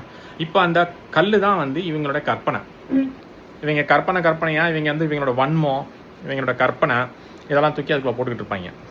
இப்போ அந்த சுத்தமான வரலாறு அப்படின்ற அந்த அரிசியில் இவங்க கற்பனை, புனைவு, அவங்களுடைய வன்மம் இதெல்லாம் தூக்கி இந்த ஒவ்வொரு கல்களாக அதில் சேர்த்து அதில் கலப்படத்தை பண்ணி சுத்தமான அரிசியை வைக்க வேண்டிய இடத்துல கலப்பட அரிசியை விரிச்சா எவ்வளோ கோபம் வருமோ அதே போல் ஒரு சூழல் தான் உண்மையான வரலாறை வந்து வெளியிடாமல் இது போன்ற கற்பனையை கலந்து புனைவுன்னு வெளியிட்டு இருக்காங்க. இப்போ அந்த கலப்பட அரிசியை விற்கிறவனை நம்ம என்ன பண்ணுவோம், அவனுக்கு சட்டப்படி என்ன தண்டனைகள் வாங்கி கொடுக்கணுமோ, இல்லை அவங்கள வந்து கடையை இழுத்து மூடுன்னு சொல்லுவோம், இல்லைனா அவனுடைய வந்து பொருள் வந்து தரம் இல்லைன்னு சொல்லி அதுக்கு தரம் சார்ந்த பிரச்சனைகள் வருது அப்படின்னு சொல்லி அதுக்கு வந்து உணவுத்துறை என்ன பண்ணும், அவன் கடையை வந்து இந்த மாதிரி மட்டமான அரிசியை விற்கிறான், இல்லை மக்களுக்கு வந்து கெடுதல் உள்ள பொருளை விற்கிறான்னு சொல்லி தடை பண்ணும் இல்லையா? அந்த மாதிரி ஒரு தடையத்தான் இந்த மாதிரி புனைவுன்ற பேர் எழுதுறவங்களுக்கு வந்து முதல்ல தடையை போடணும். நீ இனிமேல் இந்த மாதிரி இப்போ புனைவு எழுதுறேன்னா நீ இப்போ எழுதவே வேண்டாம், உனக்கு எழுதுறதுக்கே தடை அப்படின்றணும். அந்த மாதிரி ஒரு தடையும் போடணும். இதுக்கு முன்னாடி அந்த மாதிரி புனைவுன்னு சொல்லி விற்கப்பட்ட புத்தகம் வரலாற்று புனைவு, மற்ற புனைவுகளாக விட்டுருங்க. வரலாற்று புனைவுன்னு என்னென்ன, இந்த பொன்னியின் செல்வன் நாவலே வந்து ஒரு புனைவு தான், இந்த வேள்பாரி நாவல் ஒரு புனைவு தான். இதோட நம்ம உதாரணத்தை சொல்கிறோம். இந்த மாதிரி புனைவில் எழுதியிருக்கக்கூடிய விஷயங்கள் எல்லாத்தையும் திரும்ப பெறணும். ஏன்னா அது வந்து சுத்தமான வரலாறு கிடையாது. அதில் இந்த நான் சொன்ன மாதிரி இந்த கற்பனை, வன்மம், கோபம், அதை எல்லாத்தையும் ஒவ்வொரு கற்களாக அதில் அந்த சுத்தமான அரிசியில் போடுற மாதிரி ஒவ்வொன்றா இந்த சுத்தமான வரலாறில் போட்டு கலப்படம் பண்ணி கொடுத்துருக்குறாங்க. கலப்பட அரிசி விற்பது எவ்வளோ தவறோ அது மாதிரி இந்த கலப்படம் பண்ண வரலாறு சார்ந்த புத்தகங்கள் வைக்கிறதும் தவறு தான். அதனால் இந்த புனைவு வந்து வரலாற்று புனைவுன்னு விற்ற புத்தகம் அத்தனையுமே ஏமாத்து வேலை தான். அதை பூரா திரும்ப பெறணும். உண்மையான வரலாறை அப்படியே எந்த புனைவும் இல்லாமல் நடந்தபடி உள்ளபடி எழுதியிருக்கிறாங்க பார்த்தீங்களா, அந்த புத்தகங்கள் மட்டும்தான் வைக்கப்படணும். இவங்க இந்த புத்தக கண்காட்சியை ஆரம்பிக்கிறதே இந்த மாதிரி புனைவுகளை கொண்டாந்து விற்று மக்களை மூளை செலவு பண்ணுறது தான். இவங்க அதுக்கப்புறம் அதை வச்சு ஒரு படம் எடுக்கம்பாங்க. இவங்களே ஒரு கற்பனை கதை எழுதிட்டு அதை வச்சு ஒரு படம் எடுக்கிறேம்பாங்க. அப்படித்தான் வந்து இந்த பொன்னியின் செல்வன் படம். கேட்டால் நாங்கள் நாவலை தழுவி படத்தை எடுக்கிறோம். ஏன் உங்கள் விஜயநகர பேரரசை பற்றி ஒரு புத்தகம் எழுதுங்களேன், இல்லை நம்ம வந்து யாராவது எழுதுவோம். இப்போ இவங்க பண்ணுற ஒன்று இந்த மாதிரி புத்தகங்களெல்லாம் வந்து திரும்ப பெறணும். இல்லைன்னா நம்ம நிறையா புனைவுகள் எழுதுவோன்றேன். நீ இதை தப்புன்னு சொன்னா அது தப்பு, இதை தடைன்னு சொன்னால் அதுக்கும் தடையை போடு. இதை திரும்ப பெறேன்னா அதையும் திரும்ப பெறு. இல்லைனா இது மாதிரி நிறையா இவங்க மன்னர்களை பற்றி கண்டபடி எழுதுவோம். இவங்க மன்னர்களை பற்றி கண்டபடிலாம் எழுத வேணாம். உண்மைதான் எழுதினாவே அது கண்டபடி தான் இருக்கும். அந்த மாதிரி தான் நிலமையில தான் இருக்குது. அந்த வரலாற்றெலாம் தோண்டி எடுத்து, ஏன்னா இவங்க பேச மாட்டாங்க. அதை பற்றி பேசுறதுக்கு அங்கே சிறப்பாக இருந்தால் தானே பேசுறதுக்கு. அதில் நம்ம வந்து கற்பனைலாம் சேர்க்க வேண்டாம். உள்ளபடி சொன்னாவே அது மோசமான நிலைமையில தான் இருக்குது அது. அதனால் அந்த மாதிரி விஷயத்தை இவங்களுக்கே திருப்பி செஞ்சால் தான் இவங்களுக்கு அதனோட வழி என்ன அப்படின்றது அவங்க புரிஞ்சிடும். அது வரைக்கும் இவங்க இந்த மாதிரி ஆடிக்கிட்டு திரிவாங்க. இஷ்டத்துக்கு ஒவ்வொருத்தனும் மேடையில் கண்டபடி பேசுறது. சோழ மன்னர்கள் அதை சீட்டார் இதை சீட்டார்னு சொல்லுறது தேவதாசி முறையை பற்றிலாம் பேசியிருக்காங்க. அதெல்லாம் நம்ம தனியாக வேறு ஒரு காணொலியில் போடலாம். இப்போ வந்து அது உண்மையிலே நடந்தது. அந்த பிராமண அடிவட்டிங்கிற வேண்டியது தேவதாசிங்க இதில் யார் உண்மையிலே செஞ்சா அப்படின்னு எடுத்து சொன்னாவே தெரிஞ்சு போயிடும். இவங்களே வாயை விட்டு, அதாவது இவங்க மன்னர்கள் செஞ்சதெல்லாம் தூக்கி சோழ மன்னர்கள் மேலேயும் பாண்டிய மன்னர்கள் மேலேயும் போட்டுருக்காங்க. செஞ்சதே இவங்க மன்னர்கள் தான். ஏன்னா இந்த மாதிரி கேவலமான விஷயங்கள்லாம் யார் செஞ்சுருக்கான்னு வரலாற்றில் போய் ஆய்வு செஞ்சு பார்த்தா, இல்லை அதை வந்து தோண்டி பார்த்தோம்னா பல்வேறு விஷயங்கள் பல்வேறு புத்தகங்கள் அதை சார்ந்து இருக்குது. அதுக்கான அந்த சான்றுகளே இருக்குது. அதை தோன்றி பார்த்தோம்னா இவங்க மன்னர்கள் தான் பண்ணி வச்சுருக்காங்க. 14ஆம் நூற்றாண்டு 15ஆம் நூற்றாண்டு வந்தாங்க இல்லையா, வந்ததுலேருந்து என்னென்ன பண்ணியிருக்காங்கன்னு பார்த்தா இந்த மாதிரி கன்றாய் வேலைகள்லாம் பண்ணி வச்சுருக்காங்க. அதை பற்றி எவனும் பேச மாட்டேன். பேசினா அது வந்து அசிங்கமாயிருன்றனால, அவங்களோட மன்னர்கிட்ட சிறப்பு இல்லைன்றனால இந்த மன்னர்களுடைய சிறப்பை அதாவது அது குறைக்கிற மாதிரியும் அவர்களுக்கு பேர் களங்கம் விளைவிக்கிற மாதிரி விஷயங்களை மட்டும் எடுத்து வச்சு பேசிக்கிட்டு இருப்பாங்க. இதுதான் வந்து இப்போ நடந்துகிட்டு இருக்குது. அதனால தான் நம்ம என்ன சொல்கிறோம், இந்த மாதிரி வரலாற்று புனைவுன்றது ஒரு கலப்படம் செய்த அரிசி. உண்மையான வரலாற்றில் இவங்களோட கற்பனை, வன்மம், கோபம் அதெல்லாத்தையும் அதில் போட்டு, காழ்ப்புணர்ச்சி இதெல்லாத்தையும் ஒவ்வொரு கற்களாக அதில் போட்டு அந்த சுத்தமான வரலாற்றை கெடுத்து கலப்படமாக கொண்டாந்து கொடுத்துக்கிட்டு இருக்காங்க. அதையும் மக்கள் வெக்கமே இல்லாமல் இது உண்மையாக பொய்யான்னு தெரியாமல் அதை போய் அதிகமாக போய் வாங்கி படித்து இதை வந்து நாங்கள் சிறப்பாக இதில் வந்து அவங்க பெருமையாக வேறு சொல்லிக்கிறாங்க. அவங்க எவ்வளோ நெஞ்செழுத்து வந்தால் இங்கேயே வந்து இருந்துக்கிட்டு இந்த மக்களுடைய காசை அதை வரி பணத்தில் வாங்கி தின்னுக்கிட்டு இங்கேயே ஆட்சியை சுகத்தெல்லாம் அனுபவிச்சுக்கிட்டு கண்டபடி இந்த மன்னர்களை பற்றி தவறாக எழுதி இந்த மக்கள்கிட்டயே விற்றுக்கிட்டு 1,00,000 பிரதி விற்று விட்டது அப்படின்னு பெருமையாக வேறு பேசிட்டுறாங்க. இது வந்து இங்கே இருக்கக்கூடிய மக்களுக்கு இந்த மன்னர்களை பற்றின புரிதல் இல்லை. அது மட்டும் இல்லாமல் எவன் சரியானவன் எவன் தவறானன்னு தெரியல. ஒரு புத்தகம் இருந்தால் புத்தகத்தில் போட்டிருக்கிறது அத்தனையும் உண்மைன்னுலாம் கிடையாது. அந்த எழுதின நபர் யார், முதல்ல நீங்கள் அதை தான் முதல்ல பார்க்கணும். ஒரு புத்தகம் வருதுன்னா அந்த எழுதின நபர் யார், அவருக்கு இந்த புத்தகம் எழுத வேண்டிய தேவை என்ன, ஏன் இந்த புத்தகத்தை எழுதுறாரு. உலகத்தில் 1000 விஷயம் இருக்குது, ஏன் இதை எடுத்து பேசுகிறார். ஒரு மன்னரை பற்றி பேசுகிறாருன்னா ஏன் அந்த மன்னரை பற்றி பேசுகிறாரு, அதுக்கான தேவை என்ன வந்துச்சு. இந்த மாதிரிலாம் ஆராய்ஞ்சோம்னா அதனுடைய நோக்கம் என்னன்னு கண்டுபிடிச்சிடலாம். இதை பார்க்காம அப்படி பொத்தாம்பதுமாக ஒரு புத்தகம் வந்திருக்குது, ஒருத்தர் எழுதியிருக்கிறாரு அப்படின்னு வாங்கி படித்தோம்னா அதுக்கு ஒன்றும் விளங்காது. அதில் போட்டிருக்கிறது சரியா தவறான்னு கூட நிறைய பேர் போய் ஆராயிறது கிடையாது. அதில் போட்டிருக்கிறது உண்மைன்னு அப்படியே நம்பிடுறான் பாதி பேர். அந்த விஷயத்த அந்த புரிஞ்சுக்கிட்டு இவங்க இஷ்டத்துக்கு கப்சா கதையை விட்டுட்டு இருக்காங்க. இந்த மாதிரி ஒரு கப்சா கதையை விட்டுக்கிட்டு தான் ஆரிய கூட்டம் வந்து பல்வேறு புராணங்களை சொல்லிட்டு இருக்காங்க. அதுக்காக அதெல்லாம் நம்பிடலாமா, அதுவும் புத்தகம் மூலமாக வந்தது தான். அதனால தான் சொல்கிறேன், அவங்களுக்கும் எனக்கு ஒன்றும் பெரிய வித்தியாசம் கிடையாது. அவங்களும் இந்த மாதிரி புத்தகங்களில் கப்சா கதை விடுவாங்க, இவங்களும் அதே புத்தகங்களில் கப்சா கதை விடுவாங்க. சரி, இது ஆரியம் திராவிடம் ஒன்று, இது அறியாத வயலம் மண்ணுன்ற மாதிரி தான் இருக்குது. ஹரியும் சிவனும் ஒன்றுன்னு சொல்லுவாங்களா, அதே மாதிரி இப்போ ஆரியம் திராவிடம் ஒன்று தான். அது அவங்க வந்து வேறு வேறேன்னு சொல்லிக்கிட்டு இருப்பாங்க. சரி, இப்போ இந்த விஷயம் உங்களுக்கு புரிஞ்சிருக்கும்னு நினைக்கிறேன். இந்த மன்னருக்கோ, இந்த கூன் பாண்டியன் சொல்லக்கூடிய இந்த நின்றசீர் நெடுமாறன் மன்னருக்கோ, இல்லை அவருடைய மனைவியான மங்கையர்க்கரசிக்கோ, இல்லை அந்த அமைச்சர் குலாச்சிரையாருக்கோ, இல்லை அந்த மக்களுக்கோ, இல்லை அந்த அமைச்சரவைக்கோ, இல்லை இந்த பாண்டிய அரசாங்கத்துக்கோ இதுக்கும் எந்த சம்மந்தமும் கிடையாது. இது முழுக்க முழுக்க சமணர்களாக வாய் வார்த்தையில் ஒரு போட்டிக்கு வந்து ஒத்துக்கிட்டு தோற்று போயிட்டோம்னா இதை எங்களுக்கு தண்டனையாக கொடுங்கன்னு அவங்களா சொன்னது, அது நிறைவேற்றப்பட்டு விட்டது. ஏன்னா அவங்களா வந்து ஒரு சபையில் வந்து சொல்கிறாங்க, ஒத்துக்கிறாங்க, இதை ஜெயித்தோம்னா இது, தோற்றோம்னா இதை ஜெயித்தா சமணம் தான் இந்த பாண்டிய மன்னான மதுரை முழுவதும் இருக்கணுன்றாங்க. அதுக்கும் ஏற்றுக்கிறாங்க அந்த எதிர்த்தரப்பில் இருக்கவங்க. சரி, நாங்கள் தோத்துட்டோம்னா ஒருவேளை சைவம் தோற்று விட்டதுன்னா நீங்கள் சொல்கிறத நாங்கள் ஏற்றுக்கிறோன்னு அவங்க அதுக்கு ஒத்துக்கிறாங்களா. ஒருவேளை தோற்றுருந்தா அதுதானே நடந்திருக்கும்.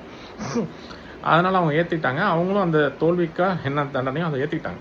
ஆனால் ஜெயிச்சது அவங்களாயிடுச்சு, தோற்றது இவங்களாயிடுச்சு. இவங்க சொன்ன மாதிரி கழுவேற்றிட்டாங்க. இவங்க வேறு ஏதாவது சொல்லியிருக்கலாம். அவங்களா வாலண்டியராக வந்து நாங்கள் வந்து கழுவேற்றம் பண்ணுறதுக்கு ஒத்துக்கிறோம் அப்படின்னு அவங்களா சொல்கிறாங்க. இது வந்து யாரும் நிர்பந்தப்படுத்தலை. அதனால் இதுக்கும் அவங்களுக்கு சம்மந்தம் இல்லை. ஆனால் உண்மையிலே கழுவேற்றம் அதிகமாக நடந்தது 14ஆம் நூற்றாண்டில் அந்த சுல்தானுடைய ஆட்சியில் நடந்தது. இதுதான் வந்து தமிழர்களுடைய வரலாறு. அதனால் தயவு செஞ்சு யாரும் வரலாறு தெரியலன்ட்டு போயிடுங்க. நீங்கள் இது கருத்து சொல்கிறேன்ற பேரில் கண்ட குப்பையெல்லாம் நீங்கள் கொட்டிகிட்டு இருக்காதீங்க. தெரியலன்னா தெரிஞ்ச பல்வேறு நபர்களுக்கு ஒன்றுமே தெரியல, தெரிஞ்ச மாதிரி பேச வேண்டியது, தெரிஞ்ச மாதிரி அடிச்சு விட வேண்டியது. அப்போ இது வந்து இப்போ ஒரு ஐஏஎஸ் அதிகாரி இந்த நிலைமையில் இருக்குன்னா சாதாரண ஆட்கள்லாம் யோசிச்சு பாருங்கள். அமைச்சர்னு ஒருத்தர் புத்தகம் எழுதிட்டு இருக்காரு, அவருக்கும் ஒன்றும் தெரியலன்றதை விட அவருக்கு வந்து வன்மம், அந்த வன்மத்தை வந்து கக்கணும், அதைத்தான் அதை பண்ணிக்கிட்டு இருக்காரு. அவங்களுக்குலாம் சில பேர் தெரிஞ்சே தான் பண்ணுறாங்க. நம்ம வந்து அவங்க பேரை கெடுப்போம் அப்படின்னு சொல்லி தெரிஞ்சே பண்ணிக்கிட்டு இருக்கிறாங்க. சில பேர் வந்து தெரியாமல் பண்ணிக்கிட்டு இருக்காங்க. இப்போ இந்த நபர் வந்து தெரியாமல் பண்ணலாம் சொல்லவில்லை. இந்த தெலுங்கர் கூட்டம்லாம் வந்து தெரியாமலாம் பண்ணலை, தெரிஞ்சே தான் பண்ணுதுங்க, தெரிஞ்சே தான் பண்ணுறாங்க. ஆனால் சில தமிழர்களும் தெரியாமல் இந்த மாதிரி விஷயங்களுக்கு துணை போகிறாங்க. அறியாமையில் காரணமாக அவங்கள வந்து திருந்திக்கணும், விழிப்படைஞ்சு கொள்ளணும் அப்படின்றத நம்ம சொல்கிறோம். அதே மாதிரி இந்த மற்ற மதத்தினர் கூட சொல்லலாம், மற்ற இனத்தினர் வந்து நீங்கள் இன்னொரு மன்னர்களை பற்றி எழுதுறா இருந்தால் உள்ளபடி எழுதணும், இல்லைன்னா எழுதாதீங்க. உங்களை யாரும் எழுதுங்கன்னு சொல்லி கெஞ்சிக்கிட்டு இருக்கல, நீங்களாக வாலண்டியராக வந்து எழுதுறேன்ற பேரில் உங்கள் வன்மத்தை கக்கிக்கிட்டு இருக்கீங்க. இந்த வரலாற்று புனைவுன்றதே இனிமேல் எங்கேயுமே இருக்கக்கூடாது. இது வரைக்கும் எழுதப்பட்ட வரலாற்று புனைவை பூரா திரும்ப பெறணும். அதுதான் சரியான விஷயமா இருக்கும். உள்ள வரலாறு உள்ளபடி எழுது. தெரியலையா எழுதாத, தெரிஞ்சால் எழுது, உள்ளபடி. தெரியலன்னா எழுதாது. அதான் நம்ம சொல்கிறது. தெரிஞ்ச மாதிரி எழுத வேண்டியது இஷ்டத்துக்கு. அவர் அதை செய்தார், இவர் இதை செய்தார். இப்போ இந்த வேள்பாரி நாவலத்தில் தெய்வ வாக்கு விலங்குக்காக சண்டை நடந்ததுன்னு விதிச்சிருப்பார் அந்த அமைச்சர். அவர் இப்போ அமைச்சராக அவர் செஞ்ச வேலைகள்லாம் பார்த்தீங்கன்னா கொஞ்சம் நஞ்சம் கிடையாது. இது போன்ற மாதிரி நிறைய பேர் இருக்காங்க. இவர் ஒரு உதாரணம். அந்த பொன்னியின் செல்வன் எழுதினவருமே இந்த மாதிரி அவர் வந்து அந்த காலகட்டத்தில் அவர் இஷ்டத்துக்கு அவருக்கு யாருக்கு இந்த ஆதித்ய கரிகாலன் கொன்னதே யாரும் எங்களுக்கு தெரியாது, கொன்னதே அவங்க சமூகம் தான், ஆனால் யாருன்னே எங்களுக்கு தெரியாதுன்னு எழுதி வச்சிருப்பாரு. அதுக்கு கல்வெட்டே இருக்குது. இப்போ இதுக்கெல்லாம் வந்து சான்றுகள்லாம் அங்கங்கே இருக்குது. இப்போ அந்த ஆதித்ய கரிகாலன் யார் கொன்னாங்கன்றது இன்னைக்கு வரைக்கும் அந்த கல்வெட்டு இருக்குது. இவர் வந்து எனக்கு யாருன்னே தெரியாதுங்க அப்படின்றார். அதே காலகட்டத்தில் சதாசிவம் பண்டாரை தன் அவரும் ஒரு புத்தகம் எழுதியிருக்காரு சோழர்களை பற்றி. அதில் அவர் தெளிவாக குறிப்பிட்டார், இந்த சமூகம் தான் இவங்க தான் அப்படின்ற மாதிரி குறிப்பிட்டிருப்பார். அது வந்த காலத்திலே இவர் எழுதும்போது எனக்கு யாருன்னே தெரியாதுங்க அப்படின்ற மாதிரி எழுதுறாரு. இந்த மாதிரி இவங்களோட சமூகத்தை சேர்ந்தவங்க தப்பு பண்ணாங்கன்னா அதை மூடி மறைச்சிருவாங்க. இதெல்லாம் வந்து உதாரணம். இவங்க இப்போ எப்படி நடந்துக்கிறாங்கன்றதுக்கு அப்போ எப்படி நடந்துருக்காங்கன்றதை பார்க்கும்போதே உதாரணம். வேறு யாராக இருந்தாலும் அப்படியே முந்திக்கிட்டு வந்து சொல்லுவாங்க, இவங்க தான் பண்ணாங்க, அவங்க தான் பண்ணாங்க, இவங்க ஆளுங்க பண்ணாங்க, எனக்கு யார் பண்ணாங்கன்னே தெரியாதுங்க அப்படின்றாங்க. அதுக்கு அந்த பொன்னியின் செல்வன் நாவல் வந்து ஒரு உதாரணம். இந்த மாதிரி புத்தகங்கள் வெளியிட்டதே தப்பு. அந்த காலகட்டத்திலே எல்லாம் தடை பண்ணியிருக்கணும். அப்போ இருந்தவங்களாம் இந்தளவுக்கு விழிப்புணர்வோடு இல்லை, போதிய புரிதல் இல்லாமல் அதெல்லாம் அனுமதிச்சிருக்காங்க. அது இந்த காலகட்டத்தை வரைக்கும் தொடர்ந்துக்கிட்டு இருக்குன்றது ஒரு அவலக்கேடு. இதை வந்து உடனடியாக தடுத்து நிறுத்தணும். இது போன்ற புத்தகங்களை திரும்ப பெறணும். இந்த மாதிரி புத்தகங்களை இனிமேல் எவனுமே வெளியிடக்கூடாது. வரலாறுனா அப்படி அது வந்து எந்த ஒரு புத்தகம் எழுதினாலுமே அது தமிழ்நாடு அரசுக்கு வந்து வரணும். அரசில் இந்த மாதிரி துறை இருப்பாங்களா, தமிழ் துறை, அவங்க கிட்ட அது வரணும்.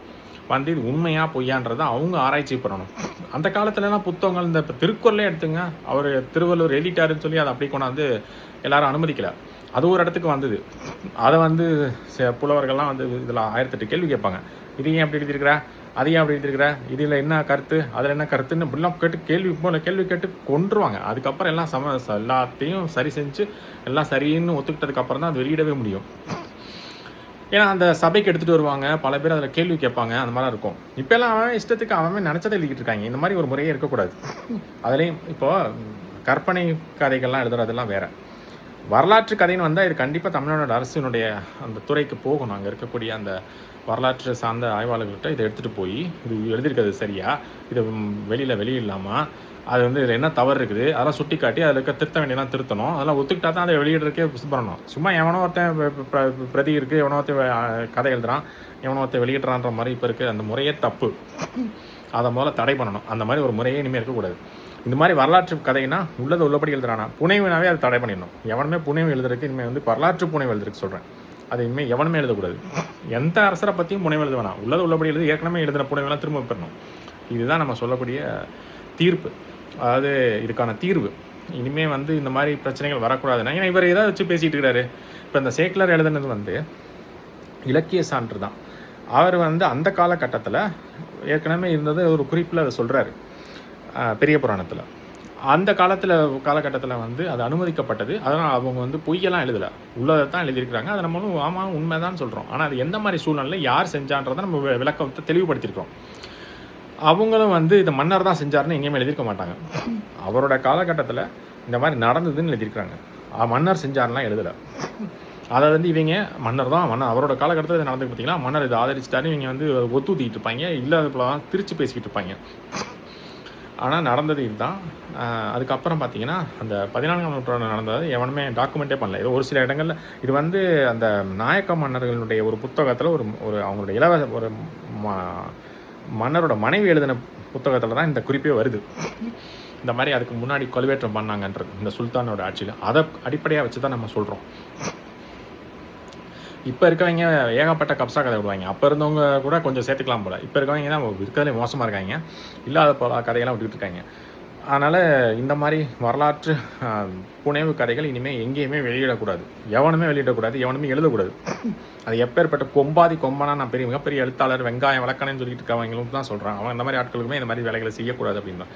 அது வந்து நான் சொன்ன மாதிரி அது சுத்தமான அரிசியை விற்க வேண்டிய இடத்துல ஒரு கடையில் கலப்பட அரிசியை வச்சா எவ்வளோ தவறோ அதே மாதிரி தான் இந்த கலப்படம் செய்த இந்த கற்பனை கலந்த வரலாற்று புத்தகங்களை விற்கிறதும். அதனால் இது வந்து தடை பண்ணணும். ஏற்கனவே வித்ததை திரும்ப பெறணும். இனிமேலும் அது மாதிரி யாரும் எழுதக்கூடாது. இனிமேல் இந்த மாதிரி வரலாறு ஆய்வாளர்னு சொல்லி இல்லை வரலாற்று புத்தகம்னு சொல்லி இப்போ இவருமே இந்த ஓய்வு பெற்ற ஐஏஎஸ் ஒரு வரலாற்று ஆய்வாளர்னு சொல்லிக்கிறாரு. இந்த மாதிரி ஒரு கண்ணோட்டத்தோட எண்ணத்தோட வன்மத்தோட இருக்கிறவர் எப்படி உண்மையான வரலாற்று ஆய்வாளர் இருந்திருப்பார்? கண்டிப்பாக ஒரு சார்பாக தான் இருந்திருப்பார். இப்போ இந்த மாதிரி புத்தகங்கள் வெளியிடக்கூடாது அப்படின்ற மாதிரி நம்ம சொல்கிறோம். இந்த மாதிரி கருத்து பதிவிட்டார் இல்லையா, இந்த கருத்தை அவர் வந்து திரும்ப பெறணும், மன்னிப்பு கேட்கணும். அரசு வந்து அவர் மீது நடவடிக்கை எடுக்கணும். இவர் மன்னிப்பு கேட்க மறுத்தாரு அப்படின்னு சொன்னால் பொது வெளியில் மன்னிப்பு கேட்கணும். நான் தப்பாக பேசிட்டேன் பாண்டிய மன்னர்களை பற்றி, எனக்கு தெரியாமல் நான் பேசிட்டேன் அப்படின்னு அவர் வந்து ஒத்துக்கணும். இல்லைன்னா அவரை வந்து கைது பண்ணணும் இந்த அரசு, தாவேக அரசு அப்படின்றது தான் இந்த காணொலி வாயிலாக பதிவு பண்ணுறோம். இனிமேல் யாரும் இந்த மாதிரி மன்னர்களை பற்றி தவறாக பேசக்கூடாது, அது வந்து கண்டனத்துக்குரியது அப்படின்ற மற்ற ஊடகங்கள் இந்த மாதிரி சில சமூகங்கள் செய்கிறது மாதிரி நம்மளும் இந்த காணொலியில் குறிப்பாக பதிவு பண்ணுறோம். இதை வந்து இந்த அரசு பரிசீலிக்க வேண்டும் அப்படின்றத கோரிக்கை வச்சுக்கிறோம். இந்த காணொலி ஒரு நல்ல தகவல் பேசியிருக்கோம் மக்களே. மீண்டும் இன்னொரு காணொலி நான் இன்றைக்கே போடுறேன். அது வேறு ஒரு தலைப்பை பற்றி. இந்த காணொலி உங்களுக்கு பயனுள்ளதாக இருந்திருக்கும்னு நினைக்கிறேன். இதை பற்றின உங்களோட கருத்துக்கள் இந்த கமெண்ட் பாக்ஸில் தெரிவிங்க. இந்த காணொலி உங்களுக்கு பிடிச்சிருந்தால் லைக் பண்ணுங்கள், மறக்காமல் ஷேர் பண்ணுங்கள். நம்ம கமெண்ட் பாக்ஸில் உங்கள் கருத்துக்கள் தெரிவிங்க. மீண்டும் ஒரு நல்ல காணொலிகளை சந்திக்கிற மக்களை தமிழில் என்றும் வாழ்க, தமிழர்கள் என்றும் வாழ்க என்று கூறி விடைபெறுகிறேன். நன்றி, வணக்கம்.